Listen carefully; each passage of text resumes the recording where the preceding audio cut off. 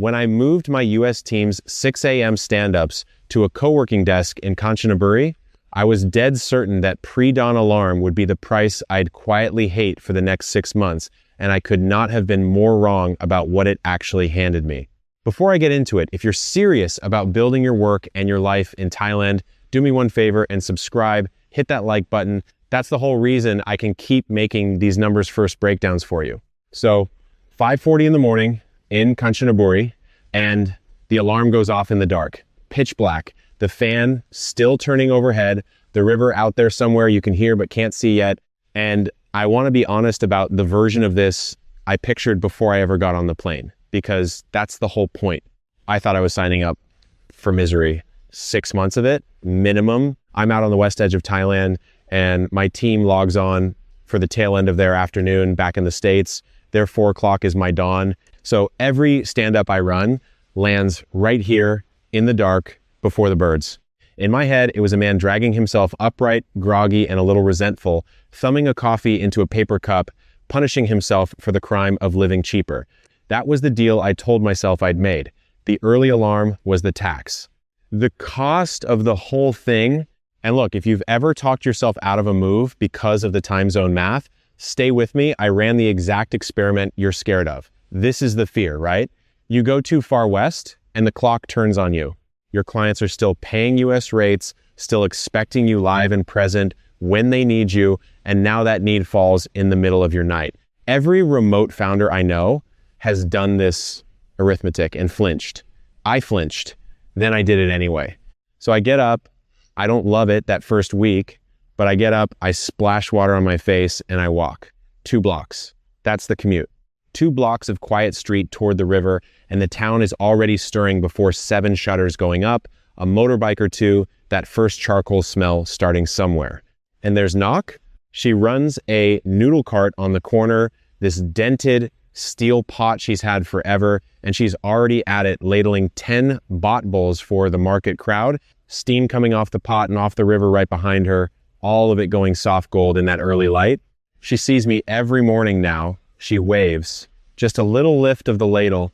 I'm going to tell you right now, that walk, past Knock, past the pot, that's where this whole story actually turns. But I didn't know that yet. I couldn't have. So hang on to it, because I'm coming back to it. And when I do, it's going to reframe the whole thing. First, let me put real numbers down, because that's what you came for. Let's talk about the desk. A dedicated, fixed desk, my own spot, my name on it, my monitor left, plugged in overnight at this riverside co-working place, runs me 3,500 baht a month. That's about $105. 105 bucks for the month. Do that math against your own office bill for a second. I'll wait. Because here's the comparison that stopped me cold. Back in Austin, I used to split a shared office. Just split it.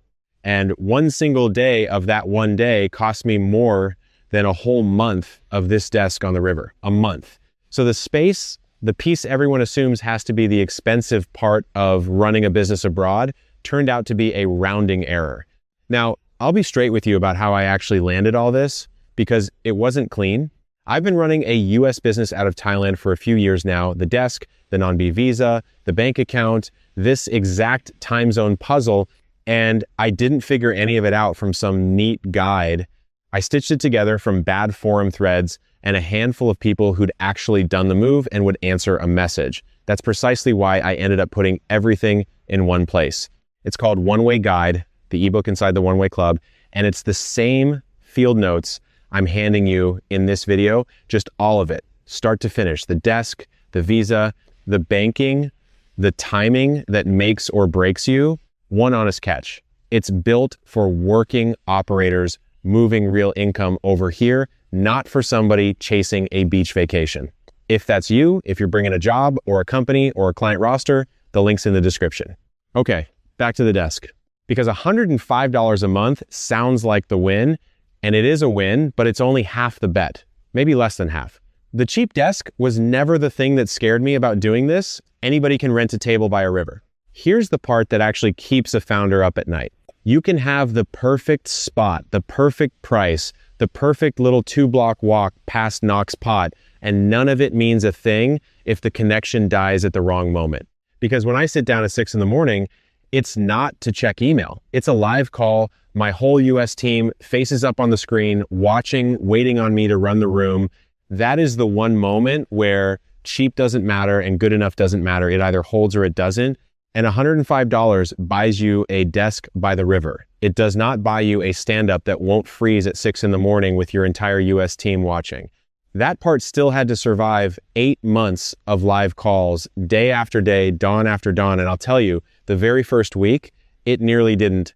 That stand-up couldn't freeze, and the reason is boring, which is exactly why it's the good kind of boring. The fiber at the Riverside spot is 1 gig up and down, symmetric, same speed, sending as receiving, which is the part that matters when it's your face and your voice going out to a room full of people who pay you. In 8 months of dawn calls, it has dropped exactly 0 of them, not one frozen face. Not one of those calls where you're waving your arms and somebody types, "You're on mute, we can't hear you," while the whole team just sits there waiting on you. Think about what most people picture when they imagine running a US job from Thailand. Some flaky cafe Wi-Fi, the little signal bars dropping to 1 bar right as your biggest client starts talking. That fear is real. It's the thing that keeps a lot of sharp, capable people glued to a desk in Ohio through another gray February. And I get it, because I had that exact picture in my own head before I came. I tell myself the money was great, but the day the internet died on a board call, it'd all be over. Here's the actual receipt instead. 8 months, every single dawn. A grid of tired American faces on my laptop, 6 in the morning my time, and the line held every time. The connection back at my apartment, sure, I babysit that one. I keep a hotspot charged just in case. This desk, I don't even think about it. That's the whole reason you pay for the desk. You're not renting a chair. You're renting a call that doesn't die. So the money worked, the internet worked, which is right about when the one thing that nearly broke showed up, and it wasn't the tech at all. First week, 6 in the morning, the main hall, and I did not know the air conditioning doesn't kick on until 8. Nobody tells you that. So there I am, camera on, running the stand-up, going around the team one by one, and by the 15-minute mark, I can feel a line of sweat crawling down my back. The heat here at 6 is supposed to still be hours off. Cool, gray, the river fog only just lifting off the water outside. Inside that concrete hall, it was already climbing. No fan, no air moving. I finished that call in a shirt I had to walk home and change out of before the day even started. Tell me you haven't had a call go sideways at the worst possible second. This one was mine. A grown man on camera, sweating like he's on the witness stand in front of the exact people signing his invoices. Not a great look for the guy who's supposed to have his life figured out, and the fix cost me nothing. Here's how I fixed it. I found Tao. He's the manager, wiry guy, always in a Liverpool shirt, always looks like he just walked off a five-a-side pitch. I told him straight. I said, I'm in here at 6 every morning for calls. The hall's an oven that early. Is there anywhere cooler I can sit? That was the whole conversation. No form, no ticket, no. Let me escalate that with the team. He walked me down the corridor to the small east room, the one with the window right over the river, punched a code into the door, and handed me a slip of paper. 1198. It's been mine every dawn since. I want you to sit with how small that was, because it's the whole lesson hiding inside this video. The difference between a workspace that actually works and one that just looks good isn't the photos on the website. It's not the coffee bar